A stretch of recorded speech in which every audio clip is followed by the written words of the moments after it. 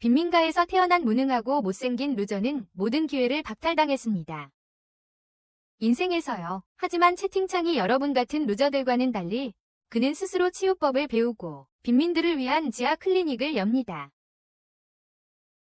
이야기는 제노스와 그의 입양 누나 릴리가 낡고 허름한 저택 겸 병원에서 시작됩니다. 귀신이 나올 것 같죠. 그리고 실제로 귀신이 나옵니다. 최악의 유령, 카밀라가 그들과 함께 같이 살거든요. 릴리는 다정한 주부로서 제노스를 위해 맛있는 음식을 만들고 제노스는 세상으로 나가 길에서 만나는 모든 사람들을 치료하고 돕습니다. 물론 돈을 받고 치료 능력을 사용하죠. 그가 환자를 치료하러 나가자 3명이 백수 친구이자 열렬한 팬인 조피아, 로에, 린카가 제노스에게 치료받겠다는 핑계로 그의 집에 옵니다. 전혀 다치지 않았으면서도 말이죠. 제노스가 없자 그들은 기다리기로 합니다. 하지만 할 일이 없자 불쌍한 릴리가 제노스를 위해 끓이던 스튜를 함부로 건드려서 다 먹어치웁니다. 릴리가 돌아와서 그들이 저지른 난장판에 대해 설명을 요구합니다. 하지만 세수인 소녀들은 서로 책임을 전가하며 싸울 뻔합니다. 릴리는 제노스가 그들이 싸우는 것을 보면 화낼 것을 알고 그들을 말립니다. 그래서 서로 화해해요. 카밀라는 릴리가 얼마나 호락호락한지 알고 있기에 괴롭히러 내려가서 그 괴롭히던 애들을 굴복시켜 무릎 꿇고 빌게 만들어요. 릴리는 더 이상 스튜를 다시 만들 재료가 없어서 사과하려고 새 야수 소녀들이 재료를 가지러 서둘러 나가요. 한편 크세노스는 주인에게서 도망치는 또 다른 야수 소녀 티를 만나요. 그 주인은 티리 도망치려 했다고 비난하며 무덤으로 데려가 벌을 주려고 해요. 주인이 때리기 시작하자 틸은 무덤에 머리를 부딪히고 분노한 영혼이 나타나요. 그녀에게 들어가자 그녀는 폭주하기 시작합니다. 자신의 주인을 공격하고 결국 제노스가 개입하여 자신의 압도적인 치유 능력으로 그녀를 치료합니다. 하지만 그는 노예 주인이 그녀를 데려가는 것을 허락하지 않고 자신의 소유권을 요구하며 티를 치료해준 대가로 요구합니다. 그 후 그는 티를 해방시킵니다. 그는 하렘을 원하는 타입이 아니었기 때문입니다. 그리고 집으로 돌아오자 소피아, 로에베, 린카가 필요한 재료들을 가지고 돌아옵니다. 그들은 항상 그래왔듯이 또 말썽을 피웠을 거라고 생각하며 릴리가 모두를 위한 저녁을 요리하기를 기다리며 평화롭게 하루를 마무리합니다. 제노스는 한때 모험가 파티의 일원이었습니다. 그러다 어느 날 팀장인 에스턴이 그를 팀에서 쫓아냈어요. 팀에서요. 길드 의뢰를 완료한 후 에스턴은 제노스를 불러 회의를 했고 그에게 그 말을 던지며 제노스 같은 못난 놈은 평생 그런 걸 본 적도 없을 거라고 조롱했어요. 비참한 인생을 사는 제노스는 그런 걸 본 적도 없을 거라고요. 제노스는 에스턴이 갑자기 이유 없이 왜 그러는지 이해할 수 없었어요. 이유 없이요. 그래서 에스턴은 그 바보에게 자세히 설명했죠. 최근 그의 팀 공헌도가 미미했고 그래서 모두 그런 쓸모없는 놈은 더 이상 필요 없다고 동의했다고요. 더 이상 필요 없다고요. 제노스는 동의하지 않았다. 최선을 다했다고 말하며 어린 시절 빈민가에서 자신을 데려왔던 일을 에스턴에게 상기시켰다. 그때 에스턴은 그저 그의 친구가 되고 싶어 했는데 지금은 왜 이러는 거냐고. 그렇게 오랫동안 이용해놓고 이제 와서 버리는 거냐고. 그 말은 에스턴이 더 이상 자신을 친구로 보지 않는다는 뜻인가. 제노스가 아직도 얼마나 순진한지 에스턴은 믿을 수 없었다. 더 이상 빈민가 출신 놈이 따라다닐 필요는 없다고 그는 분명히 말했다. 그들의 파티는 이제 전국 최고 수준이었고 제노스 같은 자가 함께하는 것은 그들의 이미지를 망칠 뿐이었다. 그래도 제노스는 자신의 자리를 지키려고 애썼다. 그들이 지금까지 이룬 것은 자신 덕분이라고 말하며 그는 항상 그들의 믿음직한 치유사였습니다. 하지만 에스턴은 그에게 아무런 공을 주지 않았습니다. 제노스가 떳떳지 못한 독학으로 배운 치유 마법만 썼다고 주장하면서요. 그런 빈민가 출신이 귀족이나 왕족 앞에 나타나면 그들의 명성이 망가질 거라고요. 그때 제노스는 더 이상 할 말이 없었습니다. 그래서 에스턴은 그에게 그 금화를 해고 보상금으로 생각하라고 말하며 제노스가 조용히 걸어가는 것을 보고 광적으로 웃었습니다. 한편 어두운 거리에서는 악한 일이 벌어지고 있었습니다. 수상한 여자와 그녀의 궁수공범이 릴리라고 생각되는 엘프 소녀를 납치하려 하고 있었습니다. 제노스의 입양된 누나 릴리는 궁수의 심장을 발로 차서 간신히 그들의 소나기에서 벗어났다. 하지만 사실적으로 그녀는 원거리 사격수에게는 상대가 될 수 없었다. 예상대로 궁수는 그녀의 다리에 화살을 쏘아 넘어뜨렸다. 그래도 그녀는 포기하지 않았다. 궁수가 마침내 그녀를 배에 찔러 입을 막을 때까지 그녀는 자유를 위해 필사적으로 싸웠다. 배를 찔러서 입을 막았다. 근처를 걷던 제노스는 이제 실직자가 된 자신이 앞으로 뭘 해야 할지 고민하며 소리를 듣고 확인해 보기로 했다. 현장에 도착하자 그는 여자와 궁수가 릴리 위에 서 있는 것을 발견했다. 그래, 그 남자는 그들이 엄청나게 죄책감을 느끼고 있다는 걸 알 수 있었어. 하지만 그 여자는 어깨를 으쓱하며 자기와 상관없는 일이라며 릴리가 자기들의 노예라고 말했어. 제노스는 영리하게 대처했어. 그는 릴리를 사겠다고 제안하며 돌이 자신에게 던졌던 것과 같은 그 말을 건넸지. 릴리가 죽기 직전이었으니까. 그 여자는 기꺼이 거래를 받아들이고 비웃듯이 걸어갔어. 그들이 몰랐던 것은 제노스가 치유사였다는 거야. 그들이 시야에서 사라지자마자 그는 릴리 옆에 무릎을 꿇고 그 자리에서 그녀를 치유했어. 바로 그 자리에서 그녀의 상처는 순식간에 사라졌고 그녀는 완전히 멍해진 채 그를 바라보았다. 자신의 상처가 흔적도 없이 사라진 것을 보고 그녀는 목숨을 구해준 것에 감사하며 아무것도 보답할 수 없다는 사실에 속상해 보였다. 아무것도. 하지만 제노스는 걱정 말라고 했다. 그녀는 그가 어떤 세계적인 치유사냐고 물었고 그가 면허도 없는 독학으로 치유를 배운 사람이라는 말에 더욱 충격을 받았다. 면허도 없는 자가교육으로 배운 사람이라는 말에. 그러자 제노스는 그녀의 집이 어디냐고 물으며 안전한 곳에 데려다주고 싶다고 했다. 하지만 릴리는 자신에게 그런 게 없다고 인정했어요. 가족도 없고 제대로 된 옷도 없었고 그녀의 모습은 굶주려서 제노스가 그녀를 근처 식당에 데려가 음식을 주문했지만 오직 그녀를 위해서 자신은 너무 가난해서 주문할 형편이 아니었으니까 그는 다른 걱정거리가 있었다. 릴리는 이제 그의 책임 아래 있었다. 물론 고아원에 맡길 수도 있었지만 그는 그런 곳이 릴리 같은 아이들을 어떻게 대하는지 정확히 알고 있었다. 한편 릴리는 크세노스의 직업에 대해 궁금해했다. 그녀는 누군가가 그 말을 아무렇지도 않게 던지는 것을 본 적이 없었고 그를 어떤 부유한 귀족으로 생각했다. 하지만 크세노스가 모험가 파티에서 쫓겨나서 갈 곳이 없다고 밝히자 그녀의 기대는 산산조각 났다. 그리고 이제 갈 곳이 없다고 말했다. 그의 상황은 릴리와 같았지만 그녀와는 달랐습니다. 그는 적어도 제대로 된 일자리를 찾을 기회가 있었습니다. 그런데 심하게 다친 도마뱀 인간이 기어서 식당 안으로 들어왔습니다. 물을 구걸하며. 화상과 상처의 종류로 보아 제노스는 그 남자가 마법총에 맞았다고 생각했습니다. 그 남자는 극심한 고통에 시달리고 있었기에 제노스는 다가가 그 자리에서 그를 치료해 주었습니다. 보통 그 정도 실력의 치료사는 유명한데 그 남자가 제노스를 들어본 적이 없다는 사실이 그를 궁금하게 만들었습니다. 하지만 어쨌든 도마뱀 인간은 그에게 감사를 표하며 사례로 금화 4개를 건넸습니다. 목숨을 구해준 대가로 제노스가 치료로 돈을 받은 건 처음이었고 그 일은 그의 사업 아이디어를 떠올리게 했습니다. 치료 클리닉을 여는 거였죠. 돈을 벌기 위해서만이 아니라 릴리나 그 도마뱀 인간처럼 절망에 빠진 사람들에게 미소를 되찾아주기 위해서였습니다. 하지만 문제가 있었습니다. 그가 빈민가 출신이었기에 정식 치료사 면허를 따는 건 불가능했습니다. 즉, 치료 클리닉을 운영하는 건 완전히 불법이라는 뜻이었습니다. 그는 기본적으로 그림자 속에서 일하는 지하 치료사가 될 수밖에 없었습니다. 법의 눈에 띄지 않게 릴리는 그 아이디어에 찬성했고 제노스가 기술적으로 구매했기 때문에 밀렵꾼들로부터 그녀를 구해준 그는 이제 그녀의 공식 주인으로 여겨졌다. 그녀는 그가 어디를 가든 따라가겠다고 분명히 했다. 크세노스는 그녀의 마음을 돌릴 수 없다는 것을 알았기에 그녀가 따라오도록 허락했다. 적어도 그녀가 머물 안전한 곳을 찾을 때까지는.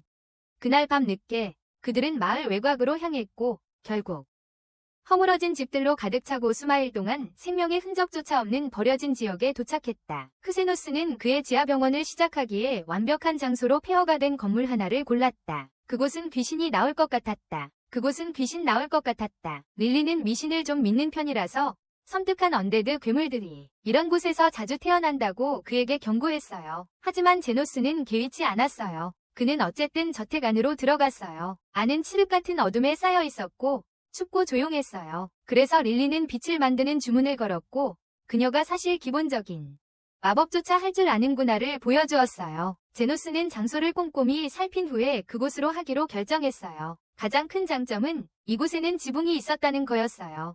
그는 전에는 한 번도 그런 적이 없었죠. 이전 팀 동료들이 그를 길 잃은 동물처럼 밖에서 자게 했었거든요. 어쨌든 지지대도 튼튼했어요. 하지만 그가 새 거처를 확정하려던 바로 그때 그림자 같은 인물이 나타났습니다. 그 인물은 카밀라였는데 곧 그들과 함께 살게 될 룸메이트였습니다. 카밀라가 그들에게 가까이 다가오자 릴리는 그녀를 유령령. 단지 쳐다보기만 해도 사람을 유령으로 만들 수 있는 가장 강력한 언데드 몬스터로 알아봤습니다. 습니다. 릴리는 점점 더 무서워졌습니다. 하지만 제노스는 반대로 무표정했습니다. 그는 최고의 부동산을 얻었다고 생각했던 때에 유령을 만나게 된 것에 대해 오히려 놀랐습니다. 습니다. 릴리는 그런 그를 보며 저렇게 큰 머리가 어째서 저렇게 침착한지 위아해했다. 바로 그때 카밀라가 그들에게 돌진했다. 하지만 크세노스는 즉시 치유 마법으로 그들의 공격을 막았다. 그녀의 힘을 경험하고 나서야 비로소 그는 유령이 무엇인지 깨달았다. 그는 이전에 친구가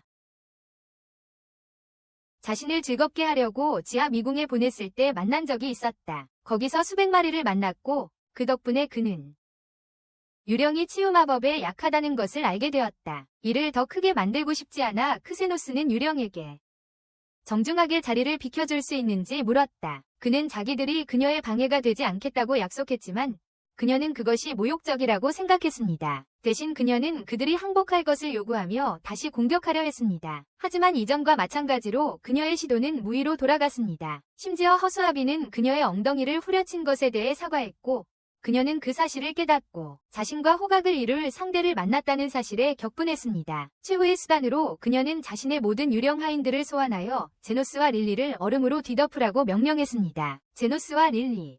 충격적이게도 제노스는 한 번에 그들을 모두 날려버렸습니다. 이에 카밀라라는 이름의 유령은 그에게 도대체 누구냐고 물었고 다시 한번 그는 자신을 지하치료사라고 소개했습니다. 그는 그녀에게 침실 하나와 치료 활동을 할 방 하나만 빌려달라고 부탁했고 그녀는 어쩔 수 없이 1층을 사용하도록 허락했습니다. 하지만 그녀는 마지못해 2층에는 절대 접근하지 말라고 요구했습니다. 이 모든 것을 지켜본 릴리는 어떻게 반응해야 할지 망설였습니다.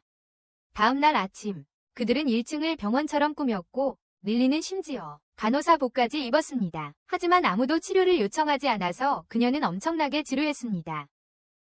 심지어 나가서 조금 광고라도 해보자고 제안했지만 그는 왕립병원에 발각될까봐 두려워하며 환자들이 곧 올 테니 조용히 있으라고 부탁했습니다. 곧 환자들이 오기 시작할 거라고 했습니다. 그때 누군가 문을 열었고 릴리는 그를 맞이하러 갔습니다. 그를 보자 그녀는 그가 낯익다고 생각했습니다. 또한 제노스도 그를 기다리고 있었던 것 같았습니다. 이는 그가 마법 총상 화상을 입었기 때문이었는데 그로 인해 실제 병원을 찾는 것이 불가능했을 것입니다. 하지만 그 남자는 자신을 위해 온 것이 아니라 총을 맞은 여동생을 위해 왔다고 주장했습니다. 자세히 살펴보니 제노스는 그녀가 마법으로 중독된 총알에 맞았다는 것을 깨달았습니다. 또한 총알이 여전히 그녀의 손에 박혀 있었기에 썩기 시작했습니다. 그 말을 듣고 부인은 놀랐습니다. 그녀는 그가 자신을 치료할 수 있는지 알고 싶어 했고 그는 자신이 할 수 있다고 확신시켰습니다. 하지만 독이 퍼지기 전에 손을 잘라야 한다고 했습니다. 그 말을 듣고 그녀는 자신의 운명을 받아들이고 그에게 얼마나 들 것인지 물었습니다. 그에 대한 답으로 그는 100만 원을 요구했는데 두 남매는 특히 그녀가 팔까지 잃게 되는 상황에서 터무니없는 가격이라고 생각했습니다.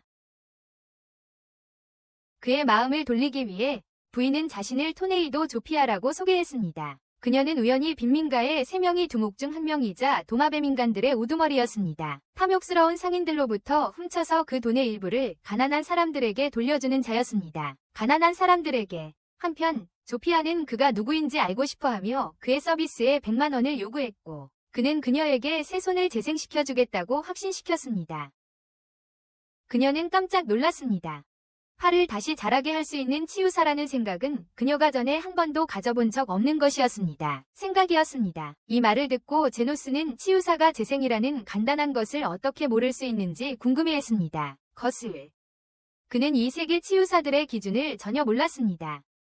그곳에서 공부해본 적이 없었으니까요. 조피아에게 인사한 후 그들은 바로 수술에 들어갔습니다. 시작하기 전에 제노스는 만화로 메스 역할을 할 칼날을 마법으로 만들었습니다. 그것으로 그녀의 손을 잘라냈습니다. 그러는 동안 그는 절단 부위에 시간이 지남에 따라 치유되는 마법을 걸어 너무 많은 고통을 느끼지 않도록 했습니다. 그 후 그는 뼈부터 생성하여 재생 과정을 시작했습니다.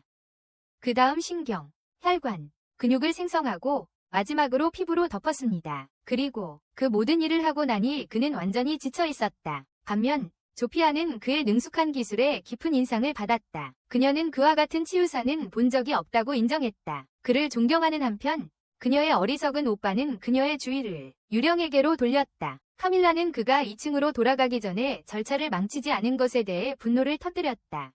한편 조피아는 제노스의 뛰어난 기술에 매우 흥분했다.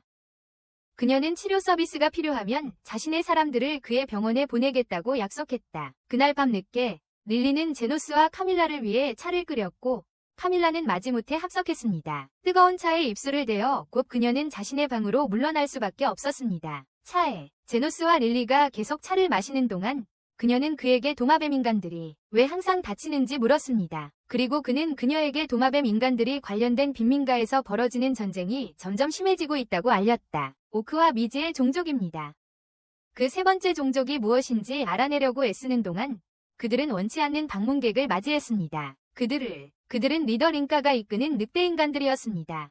자신의 종족이 힘들게 다치게 한 도마뱀 인간들을 제노스가 치료하고 있다는 사실에 그녀는 분노했습니다. 그들을 다치게 하는데 힘들었던 만큼 그 때문에 그녀는 그를 없애러 왔습니다. 하지만 안타깝게도 그녀의 모든 시도는 헛수고였습니다. 아무리 애써도 그를 해칠 수 없었죠. 어떻게 해도 최후의 수단으로 그녀는 늑대 인간들에게 병원을 파괴하라고 명령했습니다. 그 건물이 유령의 소유라는 사실을 모른 채 제노스는 그들을 경고하려 했지만 그들은 듣지 않았습니다. 바로 그때 카밀라가 나타나 분노하며 그들을 파괴하려는 순간 제노스는 그녀에게 진정하라고 간청했습니다. 린가는 그가 그렇게 쉽게 레이스와 소통하는 것을 보고 그를 반신으로 여겨 자신의 부하들에게 함께 절하라고 명령했다.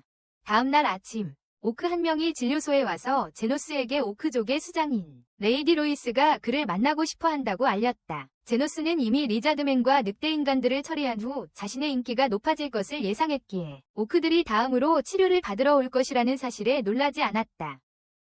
이 세 야만족의 지도자들은 대단한 인물들이었고 그들은 모두 마법석 발굴로 큰돈을 벌었다. 제노스가 진료소를 연 지 한 달이 지났고 그는 앞으로도 환자가 계속 늘어날 것이라고 예상했다. 결국에는 각 세력의 지도자들을 상대해야 할 겁니다. 그래서 그는 오크에게 그의 상사인 루이스가 자기 말을 들을 만큼 영리한지 물었습니다. 치료하는 동안 오크가 루이스가 매우 현명하다고 확인하자 그는 그녀를 치료해주기로 했습니다. 리자드맨 세력의 지도자 조피아는 그에게 선물을 계속 주었고 늑대인간 세력의 지도자 링가는 지난번에 저지른 난장판을 만회하려고 옆집에 거대한 저택을 짓고 있었습니다. 그러니 옆집에 거대한 저택을 짓고 있었습니다.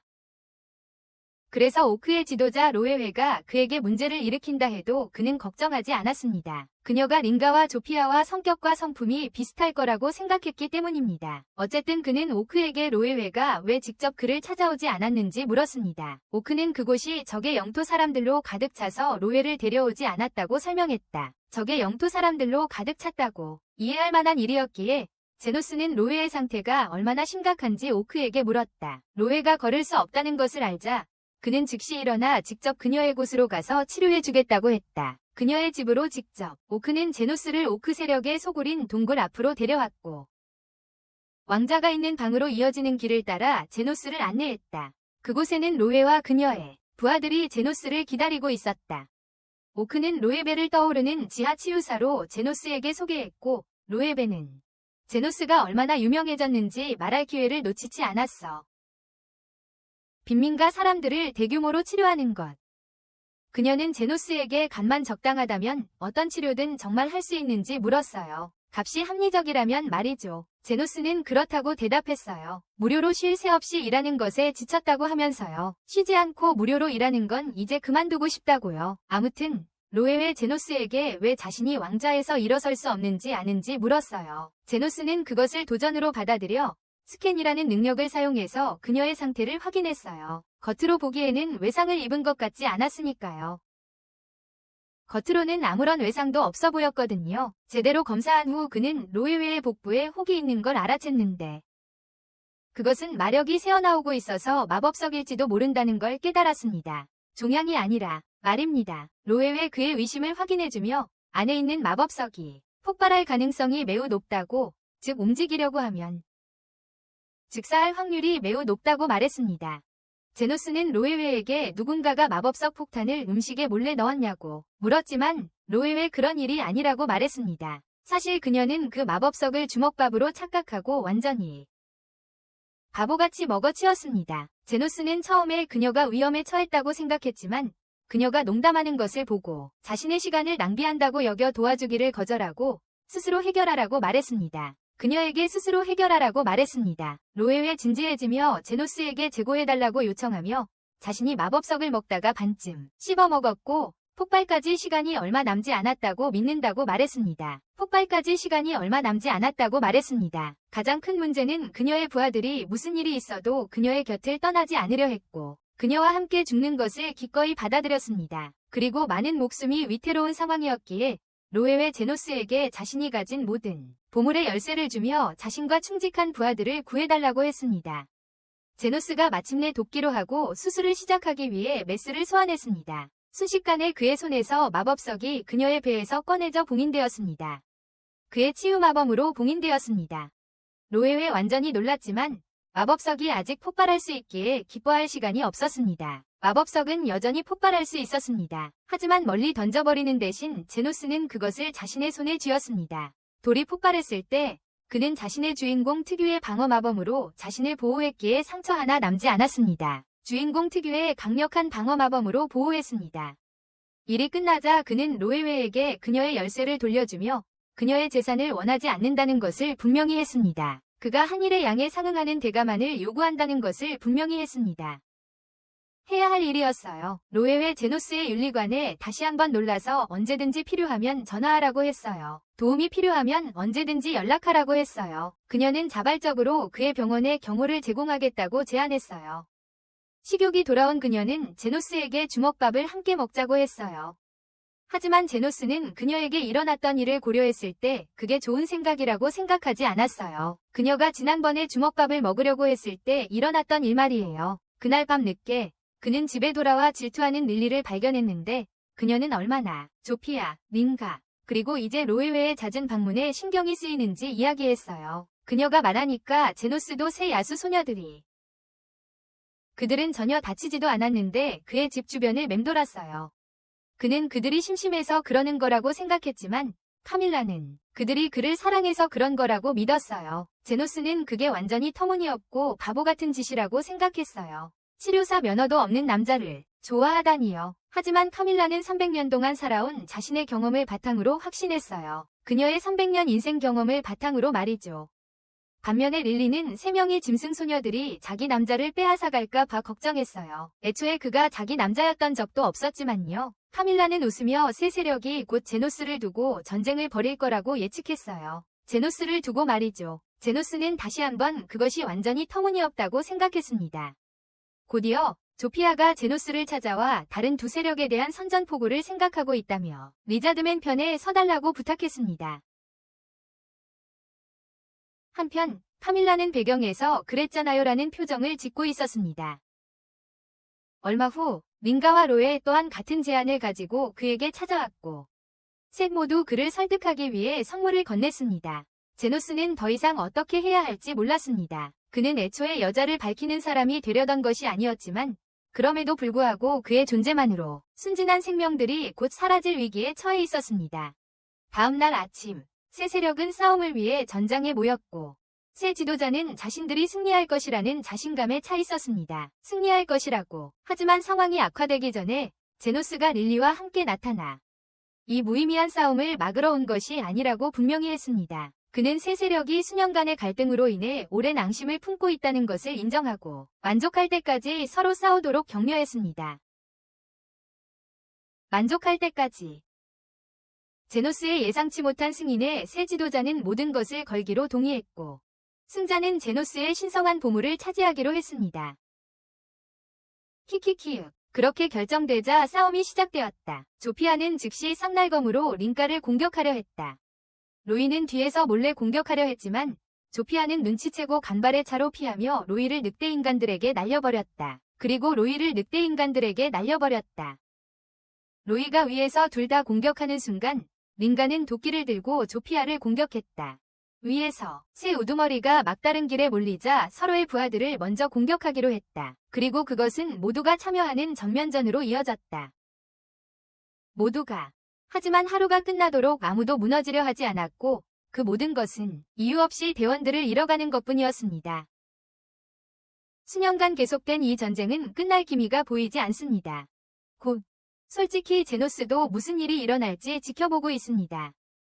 그들은 몰랐지만 제노스는 가만히 있지 않았습니다. 그는 그들이 싸우고 싶어 한다는 것을 알고 있었고 그들의 기분을 좋게 하는 가장 좋은 방법은 그들이 분노를 풀도록 내버려 두는 것이었습니다. 로에가 자신의 모든 상처가 즉시 치유되는 것을 보고 그들은 그가 무엇을 하고 있는지 깨닫습니다. 그녀는 사람들이 죽지 않는다는 점에 대해 우려를 표합니다. 그들은 무엇이 잘못되었는지 알아냅니다. 제노스는 그동안 몰래 자신의 능력으로 그들을 치유해왔기 때문에 그들이 다칠 방법이 없었습니다. 다칠 수 없습니다. 그들은 그의 쪽을 바라보고 그는 그것을 인정합니다. 그는 그들이 모두 자신의 환자이며 자신은 그들을 치유할 의무가 있다고 상기시킵니다. 빈민가 의사로서 말이죠. 하지만 그는 싸움을 멈추지 않고 그들이 지칠 때까지 계속 싸워도 좋고 자신도 지칠 때까지 계속 치유할 것이라고 말합니다. 세 사람은 서로를 바라봅니다. 그렇게 오래 싸워봤자 다치지도 죽지도 않는데 무슨 소용이 있을까요? 그들은 그것이 아무짝에도 쓸모없는 싸움이라는 것을 깨달았습니다. 왜 이제야 그걸 깨달았을까요? 그들은 싸움을 그만두기로 합니다. 빈민가에 사는 여러 반인간들이 마침내 하나로 뭉칠 때가 된 것입니다. 하지만 그들이 싸움을 멈추지 않기로 결정한 한 가지는 바로 누가 제노스와 함께할 것인가입니다. 이 전쟁에서 아무도 포기하지 않습니다. 릴리는 제노스가 이해하지 못하는 것처럼 바라봅니다. 그녀는 그에게 여자들이 무슨 이야기를 하는지 아느냐고 묻고 그는 진심으로 몰라요. 그녀는 그가 실제로 그 여자아이들을 좋아해서 그들이 죽지 않도록 관심을 갖는다고 생각해요. 그들이 죽지 않도록 보살피는 거죠. 하지만 그건 진심으로 그의 의도가 아니에요. 그들은 그의 환자들이에요. 그리고 그의 스승이 전에 말했듯이 치유자는 세 가지 종류가 있어요. 치유자는요, 상처만 치유하는 세 번째 종류, 사람을 치유하는 두 번째 종류, 그리고 첫 번째 종류는 세상을 더 나은 곳으로 만들기 위해 최선을 다하는 치유자들이에요. 세상을요. 그 바보는 자신이 삼류라고 생각하고 하는 일이라고는 부상치료뿐이야. 하지만 동시에 자신이 슬럼에 있으니 슬럼을 더 좋은 곳으로 만들 수 있다고 생각해. 릴리는 여전히 그가 여자아이들을 좋아하지 않는다는 걸 의심해. 솔직히 말해서 그 생물들이 계속 싸운다면 병원에 유리할 거야. 그러면 계속 부상을 입어서 환자가 병원에 올 테니까. 그녀는 즉시 그에게 자신의 마음을 고백하는 게 최선이라고 결정해. 그래서 그에게 좋아한다고 말하지만 그는 남매 같은 정으로 느껴. 정이라고. 그래서 그는 자신도 그녀를 좋아한다고 답해. 그들은 돈을 받고 집으로 돌아가. 한편 왕실 기사단장은 이 사건을 우려하고 있습니다. 그는 부사령관인 크리슈나 별명이 철의 장미인 그녀를 불러들입니다. 그는 그녀에게 반인간들이 더 이상 싸우지 않는다는 소문을 들었다고 말합니다. 않는다고. 크리슈나는 그들의 싸움이 멈출 수 없다고 생각합니다. 그 싸움은 나라의 안녕에 필수적입니다. 균형을 유지하기 위해 그들은 가난한 자들이 약한 자들과 싸우도록 합니다. 그 싸움에 신경 쓰느라 그들은 시민과 귀족들을 공격할 생각을 할 시간이 없습니다. 시민과 귀족들을 공격할 시간이 없다는 겁니다. 싸움이 끝나는 것은 그들에게 불리합니다. 그가 인간이 싸움에 개입했다는 것을 알아챘습니다. 그래서 그는 크리슈나에게 그 소문이 사실인지 조사하라고 말합니다. 그리고 사실이라면 그 나라가 계속해서 그대로 유지되도록 관련된 인간을 죽여야 합니다. 와, 평화를 싫어하는 사람들이 있다니 충격적이네요. 병원에서 세 여자는 제노스 뒤에 서서 아무것도 아닌 것으로부터 그를 보호합니다. 사실 그가 재채기를 하면 그들은 모두 지나치게 보호적이 됩니다. 조피아는 꼬리로 그를 위로하려 하고 로이는 가슴을 내밀어 그를 위로합니다. 하지만 꼬리도 좋은 가슴도 없이 그럴 수 없는 사람이 있습니다. 릴리 말이죠. 자신을 보며 화가 난다. 그들과 겨눌 만한 게 아무것도 없다. 그리고 만약 정말로 경쟁이 있다면 그녀가 질 것이 확실하다. 질 것이다. 그녀가 할 수 있는 일은 요리밖에 없어서 서둘러 그들에게 차를 가져온다. 돌아와 보니 제노스가 조피아의 상처를 치료하고 있다. 그녀는 조피아가 오랫동안 다친 적이 없었는데 이제 그녀의 도마뱀 중 하나도 다쳤다고 말한다. 그녀는 그들이 왕실 기사단원들에게 다쳤다고 밝힌다. 그들은 아이언 로즈가 강하고 어떤 이유로 그녀가 숨어 다녔다고 이야기한다. 그들 주변에 그 대화를 마치고 제노스는 저녁 식사를 요청하고 릴리는 무엇을 요리할지 생각하지만 여자들이 저녁으로 먹고 싶은 것들을 말하기 시작합니다. 그래서 그는 자신에게 묻는 것이 아니라고 말하고 여자들은 충격을 받아 그를 봅니다. 릴리는 저녁을 준비하고 그들은 모두 함께 먹습니다. 식사 중에 카밀라는 그가 그 세 사람의 빈민가의 우두머리를 한자리에 모을 수 있는 유일한 사람이라고 말하고 그는 나쁜 일이 일어날 것 같다는 의심을 느낍니다. 카밀라는 그에게 더 이상 안전하지 않다는 느낌을 주는 말을 남기고 자신의 숙소로 날아갑니다. 의심은 잘못되지 않는 법. 다음날 크리슈나는 그곳으로 향합니다. 빈민가로 주변의 기쁨을 보며 그녀는 이곳이 예전에 알던 그 빈민가가 맞는지 믿을 수 없습니다. 가는 길에 도마뱀을 발견하고 길을 잃은 척합니다. 그곳이 정말 빈민가냐고 왜 모두 사이좋게 지내는지 묻습니다. 도마뱀은 다른 생물들이 나쁜 사람들이 아니면 서로 함께 살 수 있다는 것을 깨달았다고 말합니다. 함께 살 수 있다고 누가 중재했는지 더 캐묻자 도마뱀은 자신을 모른다며 아무것도 말해줄 수 없다고 합니다. 도마뱀이 가자 그녀는 총을 꺼내 공격하려 합니다. 그는 용감해요. 목숨을 잃더라도 자신을 구해준 그 사람을 절대 팔지 않을 거예요. 모두를 말이죠. 제노스에 대한 충성심을 드러내며 제노스가 자신을 죽이든 상관없다고 말합니다. 조피아가 다른 도마뱀을 데리고 지나가자 도마뱀이 그들의 주의를 끌고 그래서 크리슈나가 도망칩니다. 그녀는 전에 조피아를 다치게 했던 것을 떠올리고 어떻게 순식간에 치유되었는지 이해할 수 없습니다. 순식간에요. 즉, 이 중재자는 강력한 인물이며 조심하지 않으면 그들의 왕국이 위험에 처할 것입니다.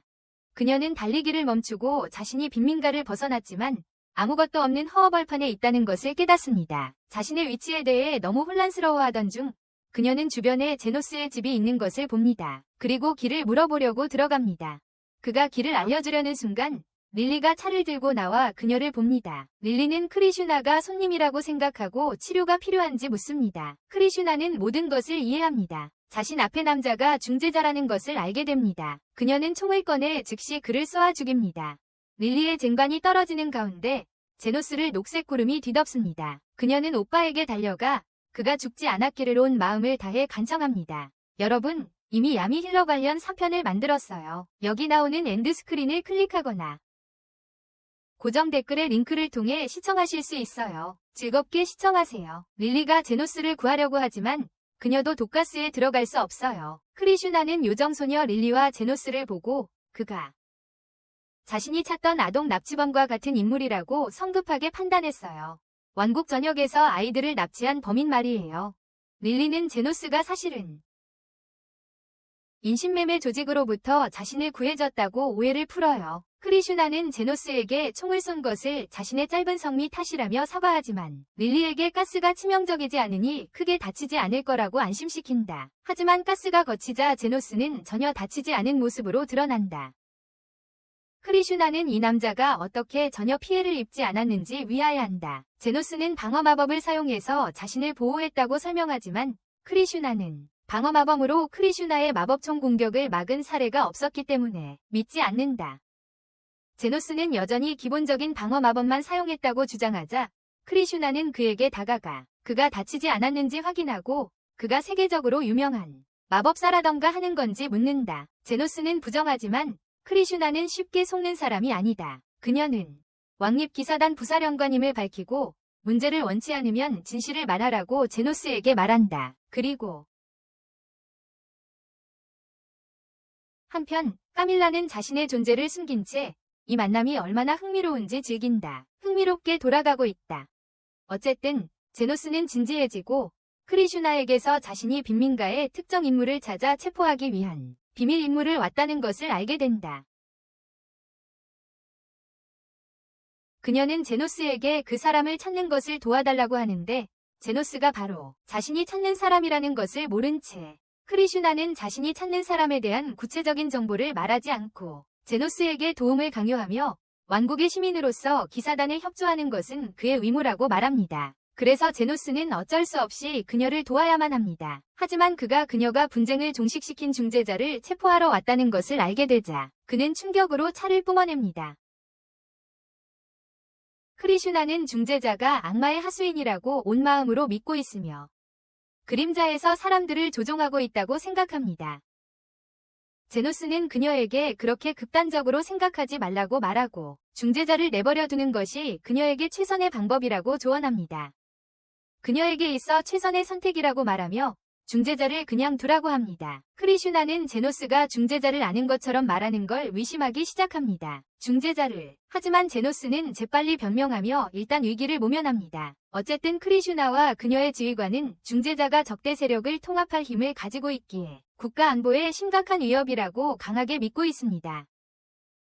하지만 릴리는 중재자를 두둔하며 크리슈나에게 그가 순수한 호의로 사람들을 돕고 싶어하는 것일 수도 있다고 말합니다. 돈을 받는 부분은 제외하고요. 돈을 받는 부분은 제외하고 크리슈나가 의심하기 전에 릴리는 자신도 중재자를 모른다고 재빨리 해명합니다. 어쨌든 제노스는 거의 자정이 되었다고 지적하며 크리슈나에게 제안한다. 돌아가야 한다고 말하며 그녀에게 마을로 돌아가는 길을 알려주겠다고 제안한다. 크리슈나는 그가 그녀를 멀리하려고 하는지 묻고 물론 그는 그렇지만 그는 설명한다. 그는 그녀가 중요한 임무에 집중하기를 원할 뿐입니다. 그래서 크리슈나는 길을 나서지만 나가는 길에 아래층에 있는 침대를 발견해요. 환자를 치료하는데 분명히 사용됩니다. 제노스는 마침 집에 여분의 침대가 있다는 변명을 해야 했습니다. 집에 여분의 침대가 있다고 변명합니다. 크리슈나는 빈민가 근처에 있는 것이 조사에 이상적이라고 판단하고 머물기로 합니다. 그녀는 제노스에게 월세를 지불하겠다고 약속하고 제노스는 아무런 문제도 일으키고 싶지 않아서 그녀를 거절하는 바람에 그의 지하 클리닉에 문제가 계속 남게 됩니다. 릴리는 전혀 기뻐하지 않고 자신이 유일한 와이프임을 분명히 하기 위해 제노스의 무릎에 앉아 크리슈나 바로 앞에서 애정 표현을 받습니다. 머리를. 제노스는 릴리가 갑자기 왜 이렇게 행동하는지 이해하지 못하고 크리슈나에게 자신의 존재를 숨기고 있는 카밀라는 그 둔한 남자를 릴리가 질투심 때문에 그러는 거라고 이해시켜줍니다. 아무도 묻지 않았지만 카밀라는 제노스에게 속삭이며 자세히 설명합니다. 릴리는 방금 전 자신의 남자를 폭행한 저 오만한 여자를 자신의 집에 받아들일 생각이 전혀 없다고 말이죠. 제노스는 전혀 그렇게 생각하지 않고 늙은 유령이 평소처럼 과장한다고 생각합니다. 늘 그렇듯이 과장하는 거라고 생각해요. 릴리는 제노스에게 지나치게 다정하게 굴며 차를 시켜주고 그의 머리를 빗겨주고 과일을 먹여주었지만 제노스도 크리슈나도 전혀 반응하지 않았다. 모두가 그렇게 하여 릴리는 카밀라가 가르쳐준 비밀 무기를 사용할 수밖에 없게 되었다. 릴리는 제노스의 얼굴을 잡고 오늘 밤 자지 못하게 할 거라고 당당하게 말하지만 몇 분 후에 자신이 먼저 잠들어 버립니다. 키키키윽. 제노스는 릴리를 잠자리에 눕히고 거실로 돌아와 크리슈나에게 자신이 아는지 묻습니다. 릴리를 납치했던 사람들. 제노스는 아니라고 하지만 크리슈나는 그 빈민가가 아동 인신매매의 온상이라고 확신하고 그래서 그를 써왔다고 설명한다. 그녀는 성급하게 판단한 것에 대해 다시 한번 사과하고 자랑하는 투로 왕실 기사단의 완벽한 부사령관이지만 여전히 인간이기에 실수할 수 있다고 말한다. 어쨌든 그녀는 다른 화제로 넘어가며 제노스에게 최고의 치유사가 마치 그처럼 최고의 마법사가 방어 마법으로 자신을 보호하듯 팔을 완전히 재생시킬 수 있는지 묻는다. 방어 마법을 사용해서 제노스는 자신이 최고의 마법사가 아니라고 해명하려 하지만 그의 눈길을 사로잡는 것은 그녀가 언급한 건 팔 전체를 재생시킬 수 있는 최고의 치유사였어요. 그가 말을 끝마치기도 전에 그녀는 스스로 결론을 내렸죠. 극소수의 최고 기밀 수준의 최상급 치유사들만이 그런 일을 할 수 있다고 말이죠. 그래서 그녀는 그런 사람이 왜 이 빈민가에 있고 왜 그가 조피아의 팔을 치료했는지 이해할 수 없었어요. 제노스가 어떻게 그걸 아냐고 묻자 크리슈나는 자신이 조피아의 팔을 다치게 한 장본인이라고 밝혔어요. 조피아가 제노스의 친구이기 때문에 사실상 그녀는 제노스의 적이 된 거죠. 친구니까요. 제노스는 여전히 크리슈나가 왜 빈민가에 그렇게 위협을 느끼는지 이해하지 못했고 크리슈나는 자신의 어머니, 지극히 친절한 분이 빈민가를 자주 방문하셨다고 말했어요. 매일 이 빈민가를 돌며 굶주린 사람들에게 음식을 나눠주다가 어느 날 살해당했어요. 바로 이곳에 사는 누군가에게 크리슈나. 자신의 어머니가 결혼 반지를 훔치려는 강도들에게 살해당했다는 것을 알게 되었죠. 반지를 노린 강도들이요. 그날 이후로 크리슈나는 무적의 영웅이 되기로 결심했어요. 누구보다 강한 사람이 되기 위해 부당하게 고통받은 이들에게 정의를 실현하고 범죄자들을 처벌하는 것. 특히 빈민가 출신 아이들이 다시는 그런 일을 겪지 않도록 하기 위해 그녀가 겪었던 것처럼 엄마와 떨어지지 않도록. 이야기를 마치자 이미 아침이었고 그녀는 떠나려 했습니다. 그의 진료소. 그녀가 걸어가자 제노스는 그녀에게 너무나 안타까움을 느낀다. 빈민가 사람들을 그토록 사랑했던 여자가 어떻게 같은 사람들에게, 그녀가 사랑하고 보호했던 빈민가 사람들에게 죽임을 당할 수 있단 말인가. 우리가 아는 대로 그는 마음이 따뜻하고 모든 사람이 선량하다고 믿는다. 성품을 가졌다. 카밀라는 즉시 그의 태도를 알아채고 그와 이야기하려고 내려온다. 그녀는 그에게 그럴 필요가 없다고 말한다. 빈민가의 평화를 증오하는 같은 사람이 사실은 좋은 사람이라고. 300년이나 살았으니 그런 사람들을 만나는 게 어떤 건지 잘 알 거라고 조언합니다. 그런 사람들을 만나는 게 어떤 건지 말이죠. 그는 그녀의 친절한 말에 감사하며 그녀는 그에게 병원 밖에 걸어둔 깃발을 아직도 치우지 않았다고 상기시켜줍니다. 병원 밖에 걸어둔 깃발을 말이죠. 그 깃발은 반인반수들이 병원에 와서 크리슈나를 만나지 못하게 하기 위한 것이었습니다. 크리슈나를 만나지 못하게 말이죠. 솔직히 말해서 크리슈나가 있을 때는 아무도 방문하지 않았으니 효과가 있었습니다. 깃발을 치운 후 조피아가 치료를 받으러 옵니다. 거의 동시에 크리슈나가 돌아옵니다. 운명이란 참. 재회는 좋지 않았어요. 좋았던 적이 없었죠.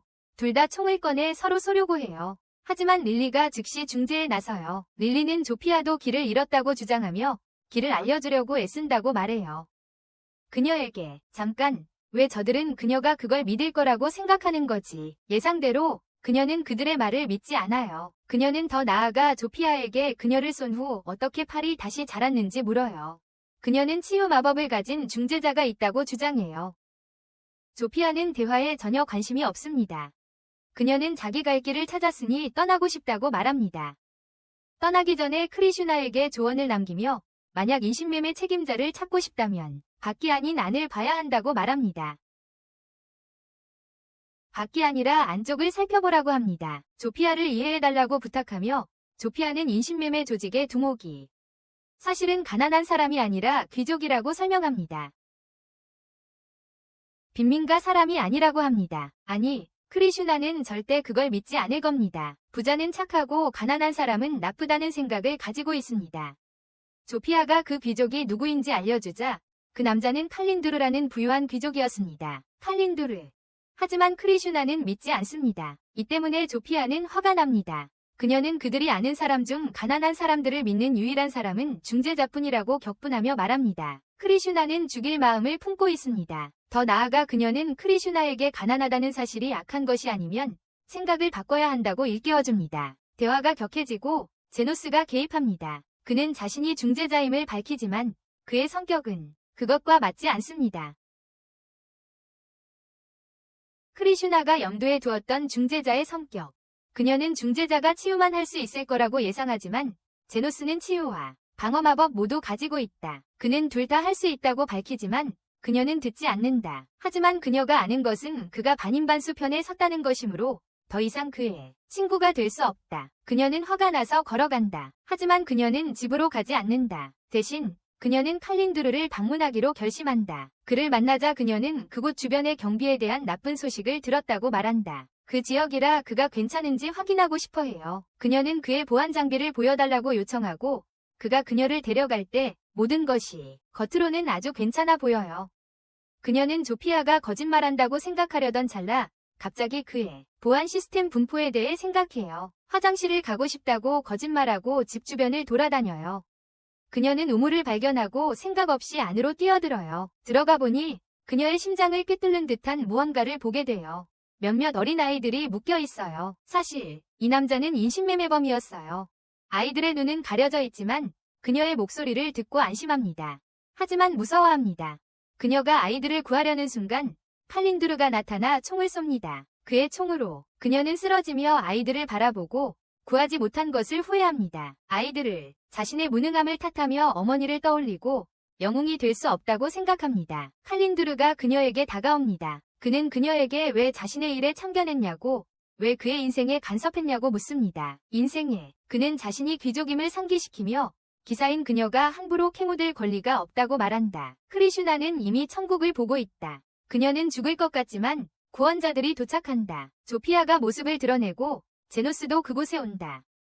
칼린두르는 그들을 죽이겠다고 위협하며 제노스를 향해 총을 쏘지만 제노스는 아무런 부상 없이 나타난다. 그는 칼린두르를 향해 걸어가고 칼린두르는 계속 그에게 총을 쏜다. 결국 그는 칼린두르에게 가까이 다가가 그의 손에서 총을 빼앗는다. 그는 칼린두르를 공격하고 칼린두르는 곧 죽을 것 같다고 느낀다. 그는 칼린두르에게 사과해야 한다고 말하지만 칼린두르는 심지어 누구에게 사과해야 하는지 그는 제노스에게 자신을 죽이지 말라고 애원하며 크리슈나에게 무작정 사과한다. 제노스는 화가 나서 그를 쏜다. 하지만 자신이 죽을 것 같은 느낌에 그를 죽이지는 않는다. 죽을 것 같아서 크리슈나는 제노스에게 아이들을 구해달라고 애원하지만 제노스는 스스로 하라고 말한다. 제노스는 그녀를 치료하고 그녀는 그의 정체에 충격을 받는다. 그녀는 그를 영웅이라고 부르며 자신은 영웅이 될 수 없다고 말하지만 그는 아이들이 그녀를 어떻게 영웅으로 보는지 보여준다. 그녀는 아이들을 만나러 가고 아이들은 신이 난다. 그는 그녀에게 영웅이란 완벽한 사람이 아니라 기꺼이 다른 사람들을 구해요. 아이들을 데리고 거기서 떠나고 그는 그녀에게 자신의 요금을 지불해야 한다고 말합니다. 그녀는 처음으로 미소를 짓고 그들은 그녀의 미소가 어색해 보인다고 놀립니다.